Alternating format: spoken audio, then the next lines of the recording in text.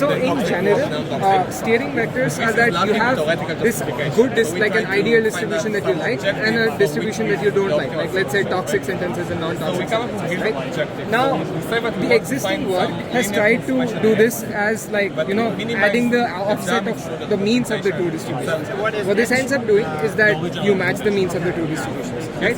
Now, we provide a theoretical justification for that. We say that if you want to match the means of two distribution for the smallest mean square error change, right? That leads to this optimization problem. The solution of that is just steering vectors. So we provide justification to that kind of work. And then we take that and we generalize that notion and we say that means are not the only thing you want to match. You want to match the first moment and the second moment. So the mean and the covariance. And that leads to this optimization problem. So first moment, second moment, minimize the mean square error. Right? And we are only dealing with affine transformations. So the solution to that is this. So the W star matches the covariance and the B star matches the means after the covariance, right?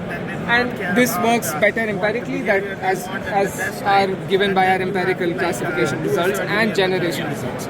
So the pattern of the classification experiments is that you have some higher classification task that you want to be able to do, and you have an attribute that you want to protect. So let's say you want to be able to predict what the profession is, but you want to protect the gender. Like you should not be able to tell which gender it is, but you should be able to tell what the profession is. Right? That's the pattern. So to that end, we have two experiments. One is looking at the fact that are the representations with respect to your protected attribute clustered together. Right? They should not. And the other is TRP-RMS, which is that essentially, are you able to still do the classification task after I have removed the difference between the two protected attribute classes? Yeah. Does that make sense? Yeah, somewhat. So on that end, we see that mean and like lower is better on this, and like mean plus covariance matching leads to a huge difference here, while here they're relatively the same. But essentially, what you also see here is that the normal model was was getting worse as you were increasing your the percentage of African American English in the data. While here you get rid of that difference and you still preserve the performance on your classification. And finally, we have generation experiments, which is that you had classification data on what is toxic and what is not toxic.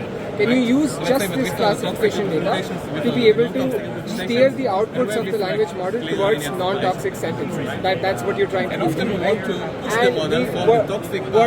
And why this works is that you have this partial sentence and you had a mean square error minimality constraint. So you preserve most of the information of the prompt, but you changed where it ended up. Like you changed the class, and that leads to results like this. So we move everything to non-toxic. Okay, to more fairness.